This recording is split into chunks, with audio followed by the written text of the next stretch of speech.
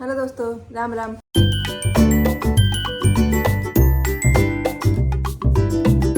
कैसे आप सब लोग? उम्मीद करते हो सब लोग खुश होंगे, स्वस्थ होंगे, जहाँ भी होंगे खूब सारा एंजॉय कर रहे होंगे।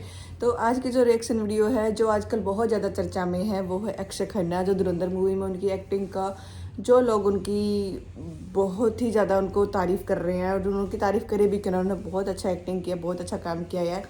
धुरंधर मूवी में उन्होंने गजब का काम किया है। और आजकल इंस्टाग्राम, फेसबुक, हर जगह वही छाए हुए हैं। ऐसा नहीं कि अक्षय खन्ना पहले मतलब अच्छे एक्टर नहीं थे या अभी धुरंधर में ही उन्होंने अच्छी एक्टिंग करी है। वो पहले से ही बहुत अच्छे एक्टर थे, लेकिन उनकी जो काम को अप्रिसिएशन मिला ना, वो अभी मिला है। तो चलो कोई बात ना, दूर है दुरुस्त है। बॉबी देओल भी जैसे एनिमल से बहुत चढ़ गए थे, आश्रम से बहुत चढ़ गए थे, तो ऐसे ही अक्षय खन्ना। तो बॉबी देओल और अक्षय खन्ना का कमबैक हो चुका है। तो चलो ठीक है, अभी देखते हैं। उनके भी एक वीडियो देखी थी मैंने, तो मैं इस पर रिएक्शन बनाते हैं। Akshaye Khanna the most mysterious star of Indian cinema. तो देखते हैं, ये वीडियो वैसे तो बहुत बड़ी है, तो देखते हैं कितनी कर पाते हैं हम इसको। ठीक है, तो बिना किसी देरी के स्टार्ट करते हैं। Akshaye Khanna is the right person to go to Hollywood, क्योंकि उसकी परफॉर्मेंसेस जो होती है mind blowing. Akshaye Khanna truly one of my favorite actors. One person I like to just to see. Ranveer Singh जैसी लग रही है क्या ये कपड़ों में? ऐसा लग रहा है मुझे। बड़ी कसाई होती है।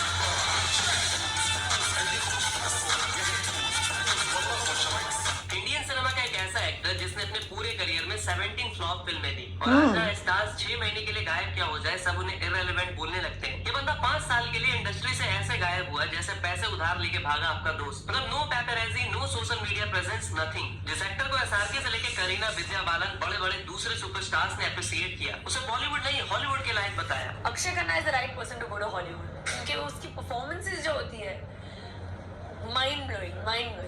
From Himalaya onwards, whenever I've seen him as an actor, and which is seldom, too less, like Karan says, or maybe that is what is beautiful, that he comes once in a way, and when he comes, he really creates something unfathomable as an actor. I really appreciate your acting, and this is honest truth. सवाल यह आता है कि जब ये actor इतना talented था, तो खुद को एज अ स्टार तो छोड़ो, अक्षय खन्ना खुद को as a commercially successful actor तक क्यों नहीं प्रूव कर पाए? और आज अचानक से ऐसा क्या हुआ कि 2025 में हर जगह ऑडियंस अक्षय खन्ना को अंडररेटेड लीड एक्टर्स पे बाड़ी पड़ने वाला the most versatile actor, gangster of the year बताने लगे। रहमान टकैत जो कैरेक्टर रहमान टकैत का दिखाया गैंगस्टर ऑफ द ईयर। और देखा जाए तो अक्षय खन्ना ने 2025 में एज अ ओपनर और फिनिशर दोनों का काम किया। इस साल उन्होंने ऑलमोस्ट 1000 करोड़ का नंबर मारा। हाँ, 1000 करोड़, 800 करोड़ से ज्यादा छावा से और 200 करोड़ अभी ऑलमोस्ट धुरंधर से। और दोनों ही फिल्मों में ये लीड एक्टर्स पे भारी पड़े। तो हमारी सबसे सक्सेसफुल सीरीज यानी कि राइज अप स्टार में अब तक हमने आपको 50+ स्टार्स की जर्नी बताई, लेकिन आज हम जिसके बारे में बात करने वाले हैं ना, वो खुद को कभी मूवी स्टार मानता ही नहीं। Because you wanted to be a movie star and you knew. I didn't say I want to be a movie star. I want to be an actor. Big difference? I've never seen myself as a movie star. Okay. I don't think of myself as one. Really? But आज दुनिया उन्हें अलग-अलग title देते फिरती है। मतलब एक ऐसा एक्टर जिसको इंटरव्यू देना पसंद नहीं। That you hate being in interviews. That you don't like being in the press. That's almost like a phobia. Like people fear dogs, so you fear interviews. It's very much like that, right? Yeah. एक ऐसा actor जो चीजों को seriously नहीं लेता। Insecurity वो क्या होती है? सुबह इंटरव्यू दिया और शाम को भूल जाता है। You wouldn't remember if it happened. Well, if you ask me 2 years from now what I insecurity क्यों नहीं है? आपको अपने ऊपर भरोसा होना चाहिए। आप अच्छा करोगे, किसी कंपटीशन थोड़ी है। नए एपिसोड में हम आपको अक्षय खन्ना की इंटायर जर्नी के आपका कंपटीशन आप खुद हो। कुछ ऐसी बातें भी बताएंगे जो आप शायद ही जानते होंगे। जैसे अगर वीकेंड में अक्षय खन्ना को फिल्म फेयर में मिले तो भी वो नहीं लाने जाएंगे। 167 करोड़ के मालिक 100 करोड़ के घर के बावजूद अक्षय खन्ना ने कभी शादी क्यों नहीं की? अक्षय खन्ना के नाम में एक्स्ट्रा ई का क्या मतलब है? और एक स्टार के घर पैदा हुआ इतना टैलेंटेड एक्टर बॉलीवुड में कभी सक्सेसफुल क्यों नहीं हो पाया? तो क्या इसके पीछे वो खुद रिस्पॉन्सिबल है? And why suddenly everyone started loving Akshay Khanna? तो इस वीडियो के लिए भी जब हमने आपसे शॉर्ट्स पे पूछा था, अराउंड 1500+ कमेंट्स आ गए कि भाई अक्षय खन्ना पे एक वीडियो जरूर बना। तो आज बहुत कुछ इंटरेस्टिंग बताने के लिए तो आराम से ईयरफोन लगा लो और enjoy the journey of Akshay Khanna. Siddharth from दिल चाहता है, रोहन खन्ना फ्रॉम ताल, आतिश कपूर फ्रॉम 30 मार खां, जीतू फ्रॉम वीडियो कॉन इन हंगामा, औरंगजेब इन छावा और अब जाकर रहमान द 18 धुरंधर। इस तरह के कैरेक्टर से 90 से लेकर आज तक ऑडियंस के दिलों में अपनी अलग पहचान बना चुके Akshaye Khanna was born on 28 March 1975 in a फिल्मी फैमिली, जहाँ के पापा विनोद खन्ना खुद बॉलीवुड के मोस्ट हैंडसम हीरो में से एक थे। एंड फ्रॉम चाइल्डहुड ओनली उन्हें सिनेमा देखने, सुनने, उसी के बारे में बात करने का प्रिविलेज तो था, इसलिए टीन एज में ही उन्होंने डिसाइड कर लिया था कि आगे जाकर उन्हें एक्टर ही बनना है। You know, a lot of people we speak to in the films, they always make it seem like what they're doing now was excellent. That's not something they always thought of. You're the only person I've come across who says that when you were a teenager, you knew you wanted to be a movie star. No, much before that. Much before teenage. Yeah, always. But Akshay Khanna का childhood बाकी बच्चों के childhood जैसा बिल्कुल भी नहीं था, क्योंकि जब वो सिर्फ 5 बहुत सारी चीजें पता चल रही है आप जो नहीं पता थी। और विनोद खन्ना ओशो के आश्रम चले जाते हैं। Then his mother took care of him and his elder brother. When your parents divorced and your father went to Rajneesh, you lived with your mother at that time. That's correct. How old were you? When Dad went to the ashram? Yeah. 5, I think. 5. There you go. Akshay Khanna से जब भी पूछा गया कि आप actor क्यों बने, तो उन्होंने कहा कि मैं कुछ और कर ही नहीं सकता था, पढ़ाई लिखाई में शुरू से ही कुछ खास इंटरेस्ट तो उन्हें था नहीं, तो फर्स्ट ईयर कॉलेज भी ड्रॉप आउट जानबूझ कर किया और फिल्म में आने की सोची। बट जब पेरेंट्स से बात की तो सबसे ज्यादा नाराज पापा विनोद खन्ना ही हुए। उन्होंने उनके इस डिसीजन से साफ साफ नाराजगी जताई, क्योंकि विनोद खन्ना चाहते थे कि उनका बेटा कुछ स्टेबल करियर ऑप्शंस चूज करे, एक्टर बिल्कुल ना बने। एक्चुअली विनोद खन्ना खुद एक रिनाउंड एक्टर थे and he didn't want his son to follow the same path due to the challenges and unpredictability of the film industry. But Akshaye की जिद की वजह से विनोद खन्ना को खुद मैदान में उतरना पड़ा और उन्होंने ही अक्षय का डेब्यू भी प्लान किया। 1997 में आई फिल्म हिमालय पुत्र को खुद उन्होंने प्रोड्यूस भी किया। पंकज प्रासर जैसे डायरेक्टर को चूज किया गया। खुद उस फिल्म में अक्षय खन्ना के साथ विनोद खन्ना ने एक्टिंग भी की, लेकिन इस सबका फिल्म पर कुछ खास फायदा नहीं हुआ और फिल्म बॉक्स ऑफिस में फ्लॉप हो गई। हाँ, ओके, जो पहली मूवी थी उससे कितनी हिमालय पुत्र थी। पहली तो ये कि अक्षय खन्ना को screen award for best male debut का अवार्ड मिला। दूसरी बात ये हुई कि विनोद खन्ना को यकीन हो गया कि उनका बेटा एक्टिंग में करियर परस्यू कर सकता है and he is a good actor. Person who promoted me or anything like that.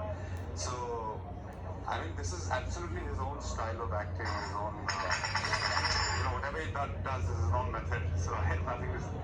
And I'm very pleased with that. दूसरी तरफ अक्षय खन्ना को रियलाइज हुआ कि पापा के साथ कभी स्क्रीन शेयर नहीं करना, क्योंकि कुछ एक्टर ऐसे होते हैं वो just walks you away from the screen. लेकिन इसी साल यानी कि 1997 में ही अक्षय खन्ना ने खुद को एज अ लीड ना सही but as a finest actor जरूर प्रूव किया और वो फिल्म रही बॉर्डर, जिसमें उन्होंने धर्मवीर सिंह भान का कैरेक्टर प्ले किया। बट ये कैरेक्टर भी कभी अक्षय खन्ना के लिए था ही नहीं। दरअसल डायरेक्टर जेपी दत्ता उस टाइम पे 90s के सुपरस्टार्स जैसे कि Salman Khan, rising stars like Aamir Khan, Akshay Kumar, Ajay Devgn, इन सारों को अप्रोच कर चुके थे, लेकिन अलग अलग रीजंस की वजह से सभी ने इस फिल्म से डिनाई कर दिया था। अब डायरेक्टर को चाहिए था कोई यंग बंदा, कोई यंग फेस, इसलिए उन्होंने अक्षय खन्ना को अप्रोच किया और अक्षय खन्ना ने इस रोल में फाड़ दिया, खुद की पहचान लोगों के दिलों में बनाई। बॉर्डर में बहुत अच्छा काम करता है। आपने कहा था ना सर, पिताजी को याद करो, मेजर वीरपाठ को याद करो। वो आ गए हैं सर, मेरे पिताजी लेने आ गए हैं।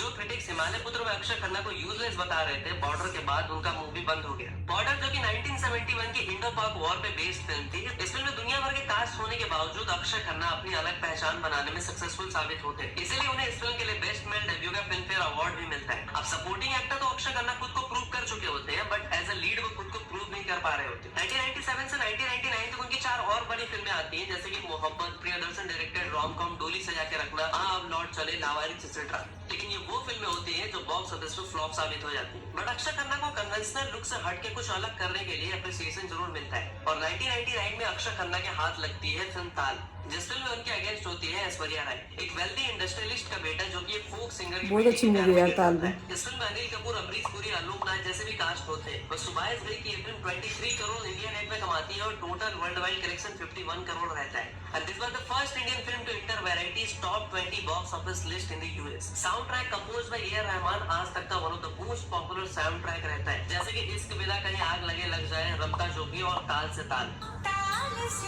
गाने भी बहुत भयंकर थे इस मूवी के, बहुत सारे के सारे गाने बहुत अच्छे थे।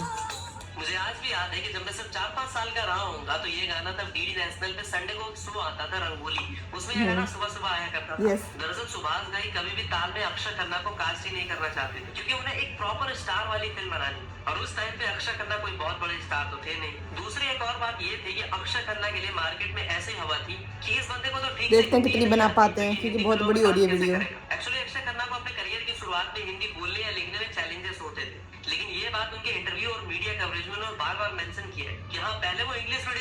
पढ़ते थे और उनका बैकग्राउंड भी ज्यादातर इंग्लिश ओरिएंटेड ही था, इसलिए हिंदी बोलने में उन्हें थोड़ा समय तो लगा, लेकिन बाद में उन्होंने अपनी एक्टिंग स्किल्स के जरिए हिंदी को मास्टर किया और बॉलीवुड में सक्सेसफुल करियर भी बनाया। हाँ, तो फिर 2001 में अक्षय खन्ना 3 तिकड़ी वाली फिल्म लेकर आते हैं दिल चाहता है, जो कि फरहान अख्तर की as a writer and director debut film होती है। फिल्म में आमिर साहब भी उनके साथ होते हैं। ये फिल्म बॉक्स ऑफिस पे भले ही बहुत बड़ा छाप ना छोड़ पाई हो, लेकिन ऑडियंस के दिलों में जरूर छाप छोड़ के जाती है। Fresh story telling, realistic portrayal of city youth, friendship, love and personal growth, इन चीजों को ये फिल्म इस तरह से दिखाती है कि ये मेन स्ट्रीम बॉलीवुड के मेलोड्रामा से हट के कहानी वाली फिल्म लगती है। और इस फिल्म का वो सीन जहाँ तीनों दोस्त गोवा में बैठ के फ्यूचर की बात करते हैं, वो कुछ ज्यादा ही सच ये जगह तो मैं भी गई हूँ। आज भी ये सीन उतना ही पॉपुलर है जितना 2001 में था। और अक्षय खन्ना के expressions and character and situation की कॉम्प्लेक्सिटी को देखते हुए एकदम नेचुरल एक्टिंग करना, दैट वाज समथिंग ब्रिलियंट।